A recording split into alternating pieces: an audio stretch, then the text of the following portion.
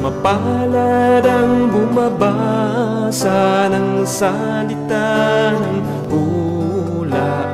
Mapalad ang nakikinig at tumutupad. Mapalad ang nahahapis at sila ay aaliwin. Mapalad ang nagugutom at sila ay bubusugin. Ang magtiis hanggang sa wakas, sila lamang ang maliligtas. Ang magtiis hanggang sa wakas, sila. Okay, happy Sabbath po mga kapatid. Tayo po ay darako sa atin pong pag-aaral ng lesson. Ano po, ang atin pong lesson ay pinamagataan pong please.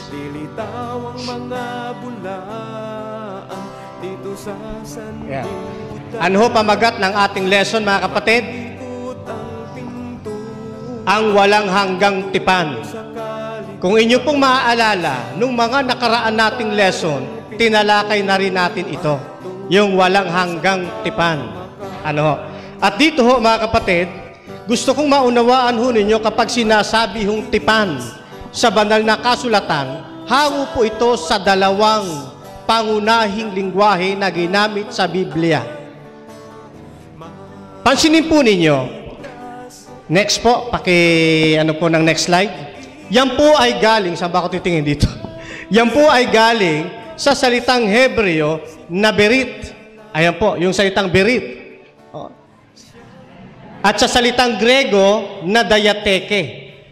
Nang ibig sabihin po, kapag sinabing berit o diateke sa wikang Hebrew o sa wikang Grego, ito po ay tumutukoy sa kasunduan ng dalawang tao sa pagitan ng isang mas mataas at ng mas mababa. Halimbawa, amo sa kanyang alila. Diyan po ginagamit yung salitang birit. Yung salitang diateke. O di kaya, thank you. Alin pipindutin ko? Ito. Okay. O di kaya, sa kalipunan ng mga tao, sa kapwa nila kabansa, diyan po ginagamit yung birit. At itong isa ay mas mababa kaysa doon sa kanilang pinagkakatipanan. Yan po ang kahulugan ng birit. Ginagamit po ang birit at diateke sa pagitan ng tao at ng Diyos. Sa pagitan ng mas mataas tungo sa mababa, ang Diyos at tao. Yan po yung atin pong nasa lesson mga kapatid. At makikita rin po natin na ito pong pakikipagtipan na may kaugnayan po sa kaligtasan, sa ating pagkakaroon ng buhay na walang hanggan, binabanggit sa atin ng Kapitulo 1, talatang 2 ng Aklat ng Tito, ang wika, sa pag-asa sa buhay na walang hanggan, ipinangako ng Diyos na di makapagsisinungaling buhat pa ng mga panahong walang hanggan. Kung inyo pong nabasa yung yung mga sulat ni Mrs. White, hindi pa man nililikha ang tao, meron na silang pag-uusap. Ilalapat yung proseso ng kaligtasan. Yung story of redemption, napakaganda po. Hindi pa nagkakasaalang tao, meron ng solusyon ang Diyos. Mayroon ng gagawing pakikipagtipan. Mayroon ng gagawing pagliligtas. Kaya sabi ng kapatid na White, bago pa nilalang ang mga pundasyon ng lupa, nagkaisa ang Ama, ang Anak, sa isang tipan upang tubusin ang tao.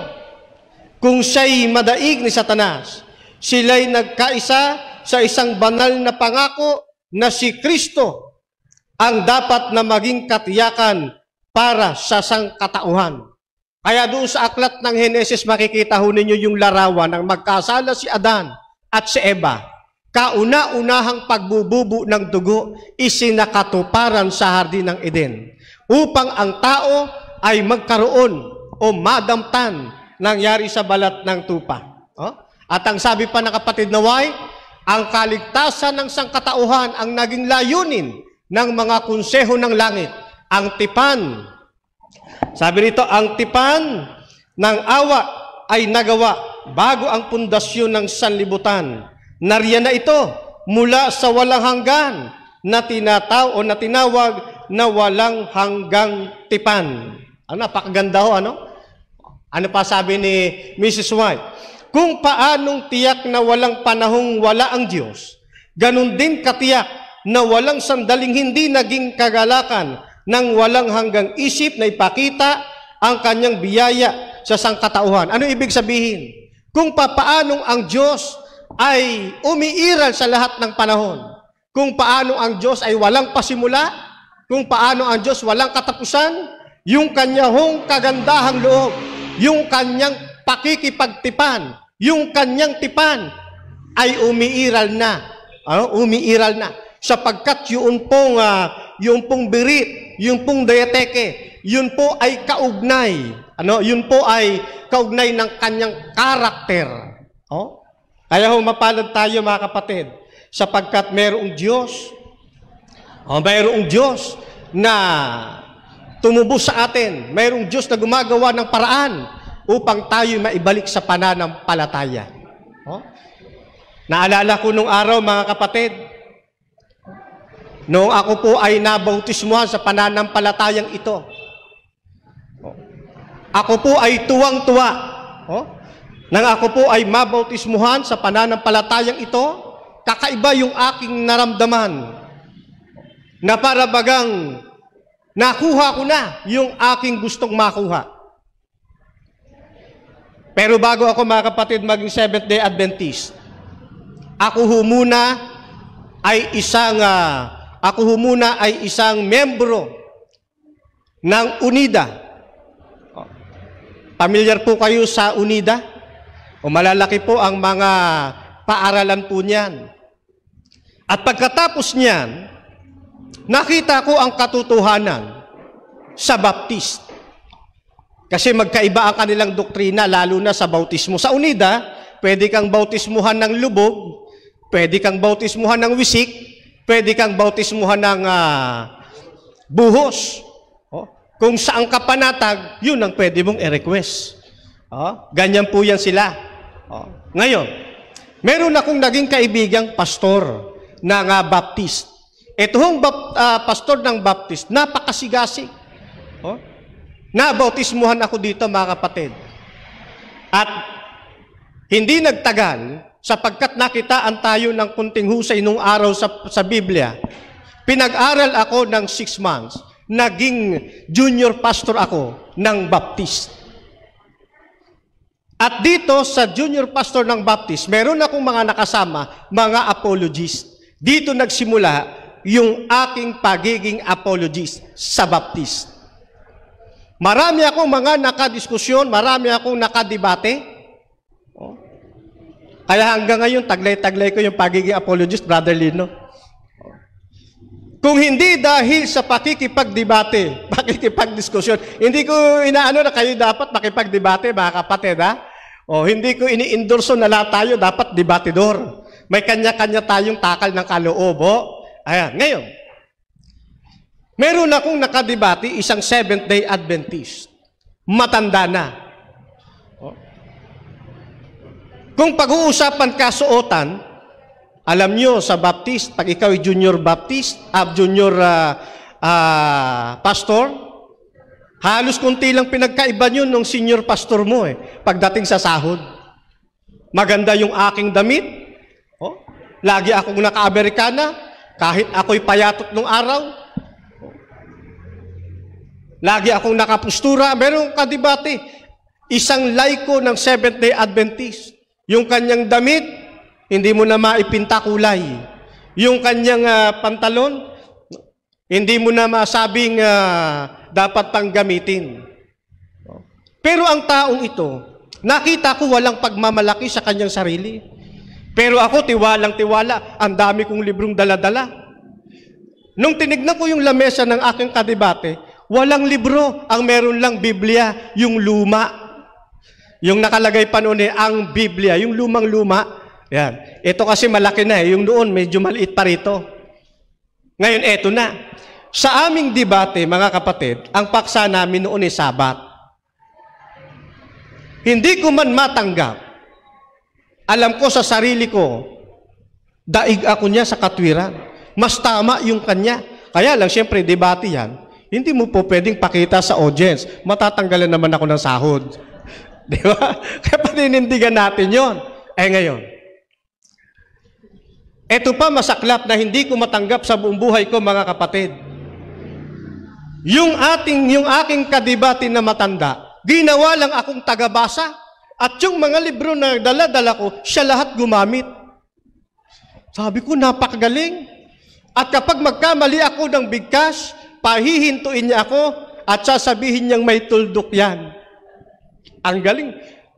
Kaya nga nung makilala ko si Brother Lino, lagi ko naalala yun Pareho silang mausay Alam yung detalye ng pangungusap.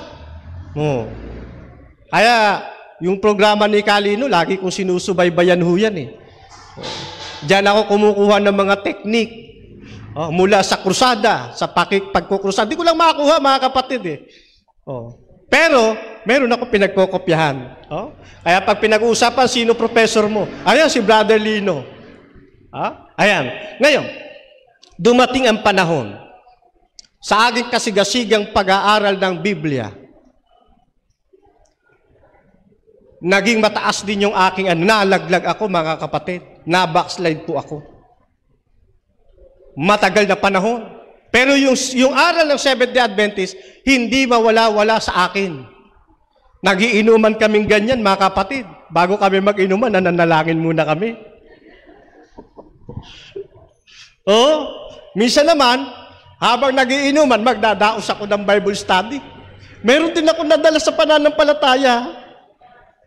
Hanggang ngayon, manginginom, pag nakikipag-usap, dala-dala rin niya pananampalatayang Adventist. Ayaw nga lang pabinyag. Ngayon, naaalala ko, yung mga panahong ako'y nabautismuhan. Kahit ako'y lasing, mga kapatid, nananalangin din ako sa Panginoon. Sabi ko sa Panginoon, kasi kasagsagan nila kami nung yan doon sa DWA, anong channel dyan? Pagkatapos ni Camino, pagkatapos na si ano naman, kay Don Manolo. Kay Don Manolo. Hangang-hanga ako kay Camino. Sabi ko, Panginoon, kung ako'y talagang inyong mahal pa.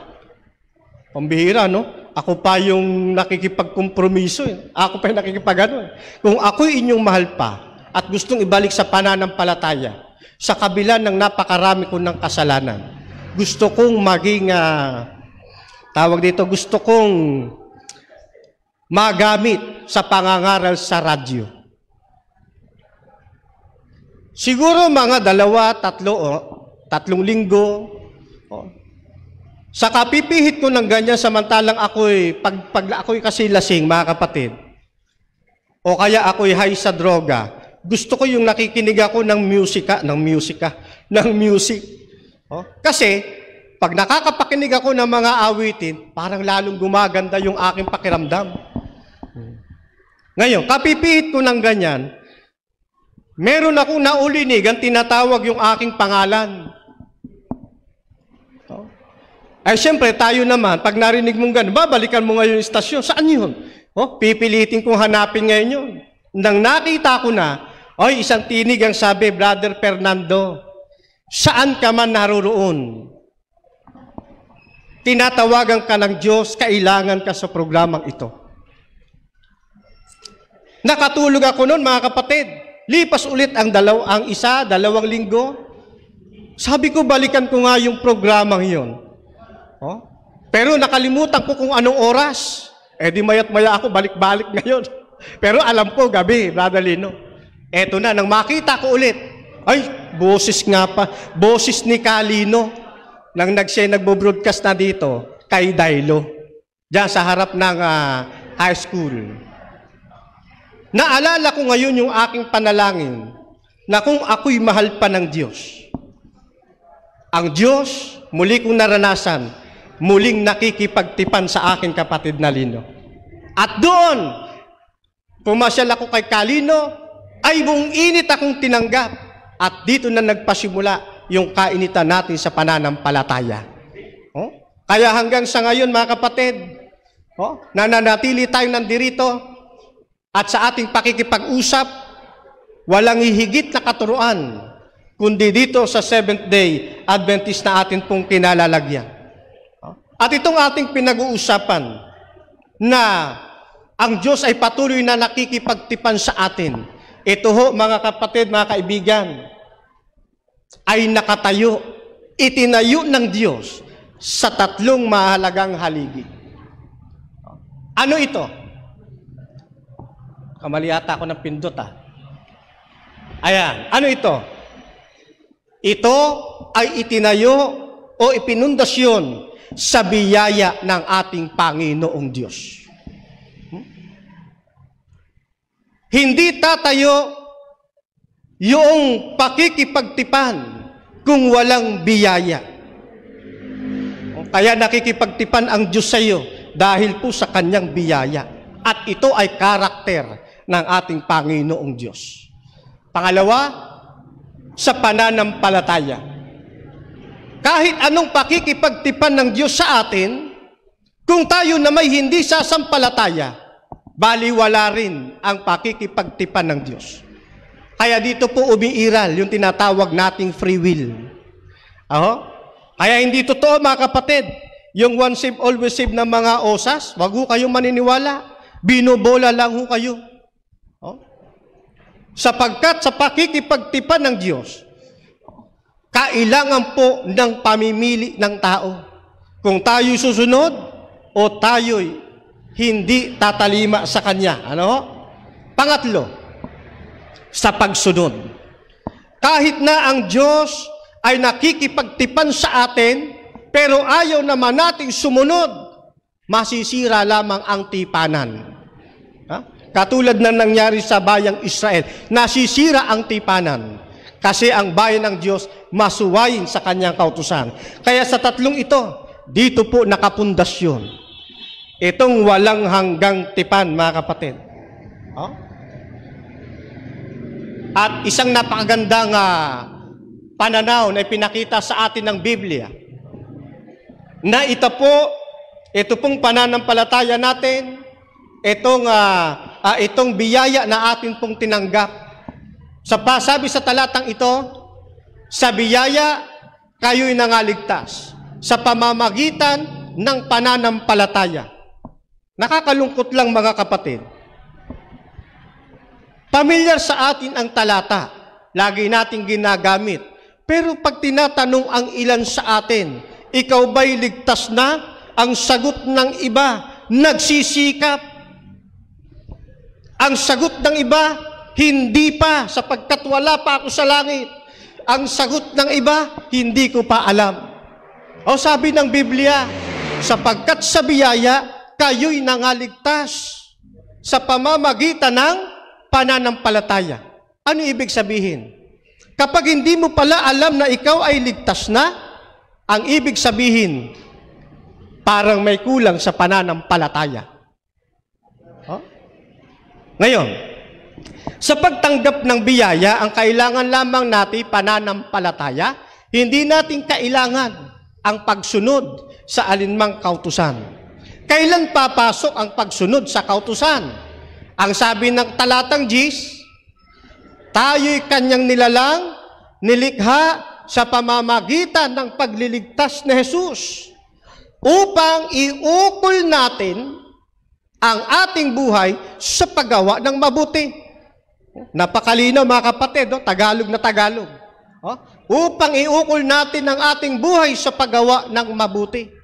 Kaya yung mga kababayan natin, diyan po sa Facebook, anumang ang inyong pananampalataya, huwag ninyong iisipin na ang turo ng Seventh-day Adventist ay salvation by works. Hindi po. Kayo po ay aming hinihimok sampalatayanan ng ating Panginoong Jesucristo, sapagkat diyan iniuukol sa atin ang paggawa ng mabuti. Kaya ho ang 10 utos, mga kapatid, ay nananatili sa Seventh-day Adventist.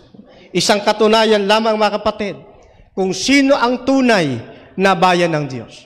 Ang sabi pa ng isang talata, kung ako anya'y inyong iniibig, tutuparin ninyo ang aking mga utos. Lahat po ng iglesia sa panahong ito na ayaw ng kautusan ng Diyos, isa lang pong ibig sabihin, hindi sila tunay na umiibig sa Diyos. Ang kanilang pag-ibig ay hanggang bibig, pero ang kanilang puso'y malayo sa ating Panginoon. Ang sabi ng talatang ito, kung ako'y inyong iniibig, sino nagsasalita? Ang ating Panginoong Hesus. Ay tutuparin ninyo ang aking mga utos. Aling-aling mga utos, lahat ng eksistidong kautusan, mula sa luma hanggang sa bagong tipan, lakip na riyan ang 10 Commandments, ay utos po ng ating Panginoong Jesucristo. Ano ho? Ngayon, bibilisan ko ng bahagya. Ang tipan ng Israel, kanino nakipagtipan ang Diyos? Kanino siya nakipagkasundo sa panahon ni Abraham? Ang sabi rito, ang Diyos ay nakipagtipan. Pinagtibay niya yung kanyang kasunduan, yung kanyang tipan sa iyo. Sino yung iyo? Si Abraham. Kanino pa? At sa iyong binhi pagkamatay mo. At ito'y tinatawag na tipang walang hanggan. Ano yung tipanan nila? Na ang Diyos ang kanilang magiging Diyos at sila'y magiging bayan ng Diyos. Sa kabila ng tipanan nilang ito, meron pong isang pirmahan, mayroong lagdaan. Alin yung lagdaan na yon? Pag itinuloy nyo yung talata, magpapatuli ang bawat lalaki sa inyo. Kaya sabi ng mga kaibigan nating Islam, sila raw yung pinili ng Diyos. Baliktad, mga kapatid. Dito sa talatang ito, ang tinutuli mga lalaki. Sa Islam, pati babae tinutuli. Di hindi sila kabilang dito.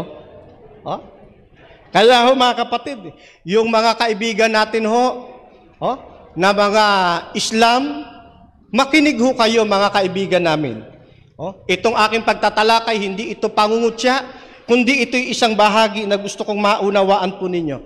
Kung kanino nakipagtipan ang ating Panginoon. Ipinagpataon na sa atin ng Biblia, na ang Diyos nakipagtipan kay Abraham at sa kanyang binhi. Ay sabi ng mga kaibigan nating Muslim, ang Diyos nakipagtipan din kay Ismael. Kasi sabi doon sa talatang binasa mo, Brother Fernando, at aking papagtibayin ang aking tipan sa iyo at sa iyong binhi. Hindi ba't si Ismael binhi rin ni Abraham? Ibig sabihin nakikipagtipan din siya. Kaya kung ano yung tipan sa mga Hudyo, yun din ang tipan kay Ismael. Ngayon, totoo ba ito? Pag wala kayong alam dito, mga kapatid, malalansi kayo. Maraming ng mga pagkakataon dahil bulag sa katotohanan ng tao, nagbabalik Islam. Pero tingnan ho ninyo katotohanan ng binabanggit ng Biblia. Ano po ang sabi? Tungkol naman kay Ismael, ipinagkaloob ko ang kahilingan mo. Sabi niya kay Abraham, pagpapalain ko siya, pararamihin ang kanyang lipi, magkakaanak siya ng 12 prinsipe, at magiging bansang makapangyarihan sa kanyang angkan. Yung sumunod na talata, maganda. Very clear. Ngunit, hindi sa kanya matutupad ang ating tipan. Kaya ano ngayon sinasabi ng mga Islam? Na sa kanila nakipagtipan ang Diyos. Ay sabi rito, sapagkat inaangkin nila na sila ay karugtong ni Ismael. Pero meron akong dokumento, si Muhammad, hindi kadugtong ni Ismael. Pero ganun pa man, susundan natin ang kanilang pangangatwiran na sila kadugtong ni Ismael. Ang sabi rito, yung tipanan hindi natupad kay Ismael. Kundi kanino? sa bayang Israel. Matutupad kay Isaac. Kaya ho, kapag kayo naaralan, diyan po sa Facebook, kapag kayo naaralan ng mga kaibigan nating Islam, mag-iisip muna kayo, mga kapatid. Magtanong muna kayo sa Seventh-day Adventist para maituro sa inyo yung tamang landas. Tingnan ninyo mismong kanilang Quran, mga kapatid. At iginawad namin kay Abraham, si Isaac at Jacob, at aming itinakda ang kanyang lahi, itinakda sa kanyang lahi ang pagkapropeta. Wala palang propeta na magiging Arabo. Lahat pala, kung susundan natin yung katwirang ito, lahat ng magiging propeta manggagaling sa mga Hudyo. Hindi talaga sa kanila kipagtipan ang Diyos. Nakukuha po ninyo, mga kaibigan, mga kapatid. Ngayon, medyo nilalahukan ko lang ng iba, mga kaibigan. Sabi dito sa Islamic invasion, si Muhammad ay lumitaw o ipinanganak sa lahi ng mga Quraysh. At ito pong mga lahi ng Quraysh, sila po yung mga deboto, masugid na mga mananampalataya ng tinatawag nilang si Allah. Na itong si Allah, ang sabi sa kasaysayan, ay isa lamang moon god. Isa lamang moon god. Kaya nakakalungkot, mga kapatid. Kaya makikita ninyo, panay ang ating pakikipag-usap. Meron na tayong dalawang kaibigang Muslim na nagdadalawang isip na, Brother Lino, na ipagpatuloy pa nila ang kanilang pagiging Muslim sa reliyon ng Islam. Naiisa-isa na natin, mga kaibigan. Ano pa sabi? Okay. At itong mga Arabo, bago pa dumating ang panahon ni Muhammad, talagang sila'y sumasamba na sa tinatawag na Supreme God, na ang pangalan o tinatawag na Allah. Tingnan ninyo, Supreme God, yung God nasa small letter G. Ibig sabihin, si Allah ay isa lamang pinakamataas na Diyos-Diyosan sa mga Diyos-Diyosan. Kaya hindi talaga sa kanila nakipagtipan ang Diyos. Ngayon, laktawan na natin yan kasi ganun din naman yan. Ayan. So, ginagamit nila yung personal name ng ni Allah bilang pagpapahalaga sa moon god. At ito pa, mga kapatid, mapapansin po ninyo, sa kanilang mga moske, nakalagay po, di ba, laging mayroong half moon. Sapagkat mayroong kaugnayan yan sa pagsamba nila sa moon god. Kaya ho, mga kapatid, doon sa mga kababayan nating Muslim na nakikinig ngayon, iwanan na ninyo pananampalatayang yan. Huwag kayong maniwala na sa inyo nakipagtipan, sa inyo gumana ang birit o ang dayateke ng ating Panginoon. Sapagkat ang tunay na bayan ng Diyos ay nakikipagtipan na ang kinikilalang Diyos ay hindi si Allah, kundi ang YHWH na nasa Biblia. Ngayon,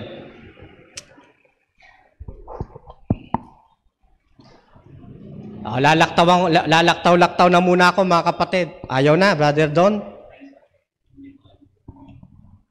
Yeah.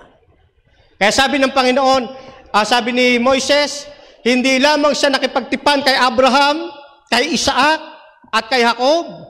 Hindi lamang siya nakipagtipan sa ating mga ninuno, kundi para sa atin din o sa panahon din nila Moises. Nakipagtipan ang Diyos. Kaya nga kung tawagin yan, walang hanggang tipan. Ayan. Etong tipan, dapat maunawaan ng bawat isang nag-aaral ng Biblia, ito po ay isang formal na kasunduan. Kung papaanong sa panahon ni Abraham, nagkaroon sila naglagdaan sa pamamagitan ng pagtutuli. Sa panahon naman ni Moises, hindi na wala ang pagtutuli, ito naman ay isinulat sa 2 tapyas na bato. Bilang kahulugan, ito'y isang matibay na dokumento ng tipanan. Kaya ho mga kapatid, napakahalaga po niyan. Laktawan na ho natin yan. Laktawan na natin yan na ang Diyos ay nakikipagtipan din sa atin. At itong tipang ito, ang alok ay buhay na walang hanggan. Ano? Yan. Ngayon, punta tayo sa espesyal na bayan. Bibilisan ko lang mga kapatid. Ano? Ayan. Ang tunay na bayan ng Diyos, hindi kumakain ng anumang bagay na karumal-dumal. Ang tunay na bayan ng Diyos, hindi nagpa-practice ng mga, ng pagiging, sabi dyan, huwag gagawin ang ginagawa ng mga mananawas. Mayroon bang mga mananawas dito? Yung mayroong lusa, nilalagyan ng tapos kandila, no? Yan, no? Hindi pala yan. Ano pa? Manggagawa, inkantador, mangkukulam, gumagamit ng anting-anting, nagpapagamit sa masamang espiritu, mga espiritista sa lamangkero, sumasangguni sa espiritu ng patay. Lahat ng ito, hindi katangian ng espesyal na bayan ng Diyos. Ang espesyal na bayan ng Diyos, nangingilin ng araw ng Sabat. Ano ho? Ayan. Ano pa? Bilisan nyo na lamang po ang pagkopya. Ano ho? Ayan. At ito maganda. Tayo ho, mga kapatid, dati mga hintil. Pero tandaan nyo, hindi na tayo hintil ngayon, no? Tayo hintil na naging mga Kristiyano. Ang background natin, pagiging hintil. Pero ngayon, tayo ngayon ay Kristiyano. Sabi rito, kung pinutol ang ilang tunay na sanga at ikaw na sangang ligaw, tawag sa atin nung araw, sangang ligaw. No? Pinutol tayo mula doon sa sangang ligaw upang sumimsim ng katas mula sa mga ugat nito kasama ng iba pa. Siguro, alam natin kapag sinabing ikaw ay idinugtong upang sumimsim, upang makinabang ng katas, ng katabaan ng punong olibo. Kaya kung ano ang umiiral na batas sa kanila, ganun din sa atin ngayon. Kung may 10 commandments sa kanila, kung mayroong sabat, kung sila'y hindi kumakain ng karumal-dumal, yun din ang batas para sa atin. Ngayon, sa ibang salin ng Biblia, nabali nga ang ibang sanga at ikaw na may pinutol sa isang ulibong ligaw. Ano sabi? Para isuksok sa kanila at makinabang ka. Kaya tayo mga kapatid, sabihin man nila na tayo ay legalista. Ano man ang pagtuya na kanilang sabihin, alam natin yung ating pananampalataya. Tayo ay nakikinabang sa batas na ibinigay sa Israel. Tayo ay nakikinabang sa lahat ng magagandang alituntunin na ibinigay sa Israel. Kaya mahalaga sa atin ang kautusang ito. Kaya nga tawag sa atin lahing hirang, habang wala pa. Sino ba yung tinutukoy sa Biblia na lahi ni Abraham? Kanina binasa natin, ang mga binhi ni Abraham, yung literal na mga hintil. Pati yung mga sumisigaw na ipako sa krus ang ating Panginoon, kabilang yun sa binhi ni Abraham. Pero hindi lahat ng binhi ni Abraham, o literal na binhi ni Abraham, magtatamon ng kaligtasan. Kundi yaon lamang sumasampalataya sa ating Panginoon. Ano pa? Lahat ng mananampalataya sa buong mundo na may tunay na pagkakilala kay Kristo, ito'y tinatawag na binhi ni Abraham. Kaya sa Biblia, mayroong dalawang uri ng binhi. Isang literal, isang pisikal, at isang espiritual na binhi ni Abraham. Na kung paanong ang Diyos ay nakikipagtipan sa kanila, sa ganon ding paraan, ang Diyos nakikipagtipan sa atin. Ngayon, paano ba ako makapunta sa bandang huli? Ayan. Kaya sabi ng ating Panginoon, ako ang ilaw ng sinlibutan. Ang susunod sa akin, kahit kailan, hindi siya magkakaroon ng kadiliman sa kanyang buhay. Sa pagkatawag sa atin ng Panginoon, ang sabi niya, kayo naman ang ilaw ng sanlibutan. At ang isang bayan na tayo sa ibabaw ng bundok ay hindi maitatago. Last, sabi ng kapatid na Ellen White, utang natin ang lahat ng bagay sa libreng biyaya ng Diyos. Tandaan po ninyo, yung ating pagsunod sa kautusan, hindi ito bayad sa biyayang pinagkakalob sa atin. Ang biyaya ay libre. Oh? Utang natin ang lahat ng bagay sa libreng bayan, sa libreng biyaya ng Diyos. Itinalaga ng biyaya sa tipan ang pag-aampun sa atin. Ang biyaya ng tagapagligtas ang nakaapekto sa ating katubusan, ating pagbabagong buhay at ang pagpaparangal sa atin tungo sa pagiging tagapagmana kasama ni Kristo. Nawa, sabi ni Miss White, maipakita itong biyaya sa iba. Tayo mga kapatid, ang siyang magdadala ng ilaw sa sanlibutan ito. Hindi ang ilaw ng sanlibutan, sabi ni Calino, ang siyang dadalhin ng Seventh-day Adventist. Marami sa panahon natin ngayon, ang dinadalang ilaw ng sanlibutan. Baliktarin po natin. Ang dadalhin nating ilaw, yung ilaw na nagmula kay Kristo. At bilang ilaw ng sanlibutan, ito ang dapat na makita ng mga tao, sabi ng kapatid na Ellen White. Ngayon, siguro wala na tayong panahon. Meron pa ba tayong time? O sige, habang hindi pa tumatayo, meron po kayong gustong linawin mga kapatid. Kaya ho, lagi nating isipin mga kapatid, ang Diyos patuloy nakikipagtipan sa bawat isa sa atin. Kung ang tipan ng Diyos nung araw sa pamamagitan ng 2 tapyas na bato, sa panahon natin ngayon, nilinaw sa atin ng aklat ng Hebreo sa Kapitulo 8 talatang 10 na dito na nakatala sa ating puso at sa ating isipan. Ano?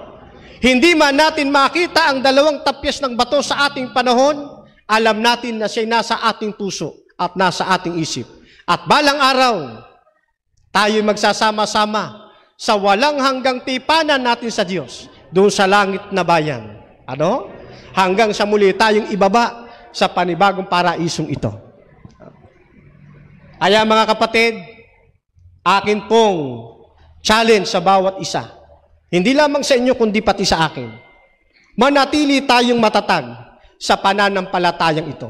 Anumang tukso sa mga Facebook, pag-aglahi, pag-alimura sa ating mga kapitbahay, sa ating mga katrabaho, mananatili tayong matatag sapagkat tayo ay espesyal na bayan para sa Panginoon.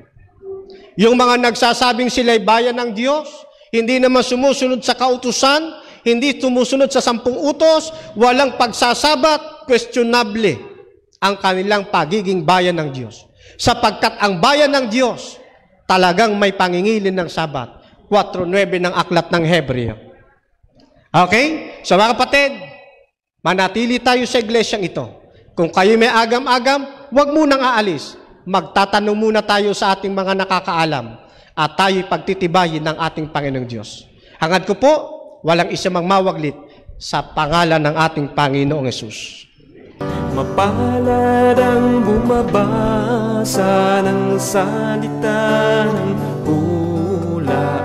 Mapalad ang nakikinig at tumutupad. Mapalad ang nahahapis at sila ay aaliwin. Mapalad ang nagugutom at sila ay bubuhay.